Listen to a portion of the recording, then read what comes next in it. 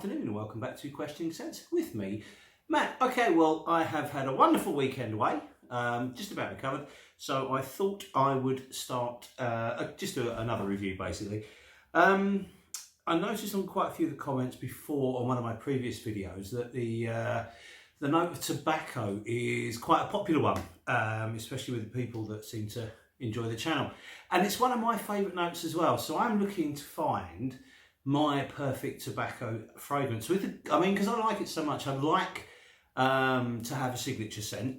Obviously, you know, as I mentioned before, I tend to change my fragrances at least once a day, so I tend to wear a work frag and an evening or an afternoon frag, depending on what work I'm doing. So one of those frags per day could well be a tobacco one. So what we're going to look at in my quest for the tobacco signature scent was, first of all, I'm going to have a look at this, which is Aramis Tobacco Reserve. Recently did a full review of this, so I'm not really going to go into too much detail with it. One of my old favourites, which is Chopard's Oud Maliki, which again I've done a full review on, so I'm not really going to go into too much detail of that one. One that I am kind of playing with at the moment, which is Daniel Hosier. I've got a couple of discovery sets from him, and that's called Mancera Tobacco. And obviously the new one for me, which is going to be mainly what the review's about, and that's Mancera's Red Tobacco. Now, obviously they are all kind of tobacco orientated, but they all do it in a very different way. So what I'm looking for is kind of like a little bit of a comparison between them, and then, you know, which one do I think is best, or which one do I prefer, etc, etc. Well, quite quickly off the bat, the Daniel Hosier one wouldn't really be for me. It smells lovely. It smells very, very similar to Tom Ford's Tobacco Vanille. It has incredibly good life. It has a nice depth and warmth to it, but it's not particularly loud. It doesn't project very well, certainly on my skin anyway. It could be that I'm only working for a sample, so I'm kind of sort of playing with that a bit more than actually giving it much of an airing in the review. When I understand it better, then it'll be of more use. So as they all do things very, very differently, it's probably best if I'll have a look at Red Tobacco first. I mean, this is a 60ml bottle, which is, in terms of presentation, it's stunning. It's absolutely beautiful. The cap as well, it's one of the better looking Mancera caps I've seen. I love the red glass and the gold. It looks very classy, beautiful, solid. Comes in one of the little bags as well. And this came out in 2000 it came out in 2017, and that's the nose is Pierre Montel. Now, what this also has got the most comprehensive list of notes ever. It's got everything in it but the kitchen sink. I mean, we've got, if you have a look at the top, just the top alone, you have white pear, green apple, saffron, cinnamon, incense, nutmeg, eggwood or oud, and in the mid you have patchouli and jasmine. And then at the base, we have tobacco, we have amber, we have gatewood, sandalwood, Haitian vetiver, Madagascar vanilla, and white musk. Quite a lot going on in there. And what I'm going to do, I've worn this to work today. I've been wearing this to work a fair bit lately. I'm going to spray it again now. I'm not long home from work, so wow. And I think the key differences between these are how they open. With Mancera Tobacco, you have got a big opening of a very dry tobacco, which instantly is revealed as the star of the show. It's then caught up with tonka, which brings sweetness and makes this, very, very wearable, very enjoyable, and quite refined and not particularly shouty fragrance, but a really, really good one. With the Chopard's Oud Maliki, this doesn't open with tobacco. This to me opens with a sweet, spicy aroma with oud. And the tobacco reveals itself later. So the tobacco does become quite important within this, but it's not the star of the show. The Red Tobacco, this opens with a kitchen sink. This is a battleship that is basically training all its weapons on you and firing with every single one of them. It's an all-out sensory assault. It's quite enveloping, it's incredibly powerful, incredibly complex, but all the time incredibly intoxicating. It gets you. I mean, it's the, wow, I don't know. If we were to kind of paint a weird scenario, you're in a bar, this one here, Tobacco Reserve, this will be a well-dressed, middle-aged man who, you know, has got like a corduroy suit jacket on and, you know, a little bow tie, very interesting chap, telling you all about the nuances of tobacco in fragrances. You know, this is this guy here. This guy is the most, you know, expensive suit. He's not even talking to you. You're just walking around behind him, smelling his sillage and knowing everything there is to know about tobacco in fragrance. That's exactly what this is. This fella here, this isn't a fella.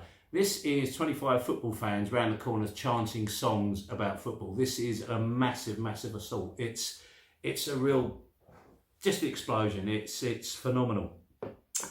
The other thing it does is these two tend to use a kind of a more of a traditional tobacco note in the fragrance. So, you know, you're in familiar territory. With red tobacco, what it does is it combines well with the fruit. So instantly when I smelt it, I'm kind of taken back to time in Tunisia where I was smoking like the hookah pipes, you know, the hookah, the pipe, not the lady of the night. So, you know, smoking those sort of hookah pipes or hubbly bubbly pipes with the flavoured tobacco on them, that's the kind of tobacco I'm getting from this. The oud is there, everything is there, the cinnamon is there, but you wouldn't take it, it is spicy, but it's not overly spicy. It's not like a meal. It's not, I don't think it's particularly gourmandish. It's the notes there. I mean, it's a bit like the Chopard. It reveals its spices as a whole rather than individual. I don't particularly get any one particular spice. I get a cacophony of all the spices together, creating this aura, if you like, that surrounds the tobacco. And the tobacco is genuinely the star with this. What I can't quite get over with this, I mean, I've got, I think, 6 or 7 Montal Manceras in my collection, and most of them have got huge performance. And this may even be the most projecting of all of them. It belts out. It really does. It has amazing longevity. When I come home from work, I'm still smelling pretty much not that much different to when I left. You know, obviously the fragrance has gone on its journey a fair bit, but the power and the performance is still there. The sillage is off the hook. It follows you around everywhere. Everywhere you go, there is a trail of red tobacco behind you. But what I haven't mentioned yet is that it smells lovely. And what I wasn't expecting with it was compliments. And I've been complimented by people I know. I wore it to the pub on Sunday. An old friend who doesn't particularly know I'm massively into fragrance came up and was chatting away and said, by the way, man, you smell amazing. And that was this. I've been complimented at work by strangers and I've been complimented at work by colleagues. In fact, one of my colleagues has even taken all the details of this down and is insisting on buying himself a bottle. So, yeah, wasn't expecting that. I mean, to me, it smells lovely, but I didn't think, you know, I'm into fragrance. I smell a lot of fragrances and I get to, you know, pick and sniff all sorts of weird and wonderful things. So I like it, but I wasn't expecting it to have quite that same effect on other people. It really is a delight. Now, if I'm going to pick one to be a signature scent, this is going to be quite a difficult one because they are all very complex. Well, not complex, but they're very interesting in their own right, and I love them all. What I will say about the tobacco is, the red tobacco, as much as I adore it, I honestly have to be, you know, hand on heart here. I don't think I could wear this every day. It's so enveloping, and I mean, even if I'm spraying quite lightly, it just takes over. It's a real all your senses are aware of it. You can almost see it. It's quite the experience, and I don't think I would be able to do that every day. I think it might be a little bit exhausting. This is probably the most wearable every day. So I suppose in terms of what would be a signature scent, it will probably have to be the Aramis, purely because this is so easy to get on with. With the Chopard, the Maliki, this is, for me, a really special fragrance. It's a special event fragrance, and I love wearing this. This is, you know, I suppose this is what you go to work in. This is what you wear when you're chopping down a tree, or, you know, going to a bar, or, you know, just running amok. And, you know, you want to be noticed, and you want to be heard, you want to be seen, and you want to smell good, and you don't care how much you're chucking it out. You've got to be centre stage. That's the job of red tobacco by a country mile. And if you're going out with your partner, or you're going for a meal, you're doing something glamorous, you're staying in a posh week, you know, you're going away to a posh hotel or something like that, you're going to the theatre, you're wearing that. This is glamour in a bottle. This is a bottle full of a nutter, and I think the glass is just here to protect people around you from the juice. This is quite the psychopath, but in a good way. It's great fun, but it is massive. And I'm not, I mean, it might just be, it's not too big for me by any means, but it's one that you've got to psych yourself up for. I have worn it a few times lately, and I'm not weary of it. I'm just a bit like, well, yeah, maybe a little weary of it, because it is such a, you know, it's a big event wearing that, because it takes over your day. It really does. Whereas the Aramis just fits in with your life. You can wear this. It's never going to offend anyone. It's not going to over-dominate a room. It's going to make you smell nice. It's going to get you compliments, and it's going to be completely functional for the entire day. So I'm sorry I haven't been very conclusive with this one. They're all amazing. Try them all if you haven't tried them. I know quite a few of you guys have got this, and if you haven't, then please do, especially as it is quite cheap. This one's a little bit harder to get hold of and a lot harder to sample, but trust me, this is beautiful stuff. You will love this. And this is a madman, but it's good fun. Anyway, listen, lots more reviews coming.